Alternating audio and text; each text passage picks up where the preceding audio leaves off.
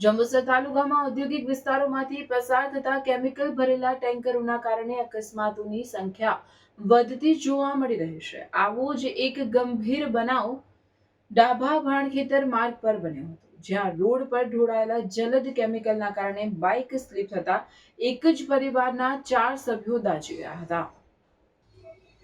મળતી માહિતી મુજબ આમોદ તાલુકાના કેરવાડા ગામના પ્રતાપસિંહ પરમાર તેમની પત્ની તુલસીબેન તથા 2 દીકરીઓ સાથે જંબુસર તાલુકાના વેડજ ગામે સાસરીમાં આવ્યા હતા। વહેલી સવારે તેઓ બાઇક પર વેડજથી કેરવાડા પરત જઈ રહ્યા હતા। તે દરમિયાન ડાભાથી ભાણખેતર જવાના માર્ગ પર કોઈ અજાણ્યા વાહનમાંથી જલદ કેમિકલ રોડ પર ઢોળાયું હતું।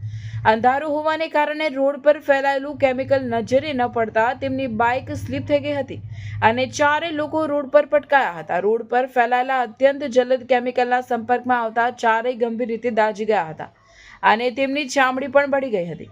આ અકસ્માતમાં માનસી નામની દીકરીને ગંભીર ઈજા થતા તેને વધુ સારવાર માટે વડોદરા ખસેડવામાં આવી છે, જ્યારે અન્ય 3 સભ્યોને જંબુસરની અલ મહેમૂદ હોસ્પિટલમાં સારવાર આપવામાં આવી રહી છે। પ્રાથમિક તપાસ મુજબ ઔદ્યોગિક વિસ્તારમાંથી પસાર થતા કોઈ ટેન્કરમાંથી બેદરકારીના કારણે રાત્રિના સમયે કેમિકલ લીક થઈ રોડ પર ફેલાયું હોવાની શક્યતા વ્યક્ત કરવામાં આવી રહી છે। પોલીસે ઘટના સ્થળ પરથી કેમિકલના નમૂનાઓ લઈને એફએસએલ તપાસ માટે મોકલવાની કાર્યવાહી હાથ ધરી છે। સાથે જ આસપાસના વિસ્તારમાં લાગેલા સીસીટીવી ફૂટેજ પણ તપાસવામાં આવી રહ્યા છે, જેથી કેમિકલ ઢોળનાર વાહનનો પત્તો લાગી શકે। સ્થાનિક લોકોમાં આ ઘટનાને લઈને ભારે ચિંતા જોવા મળી રહી છે।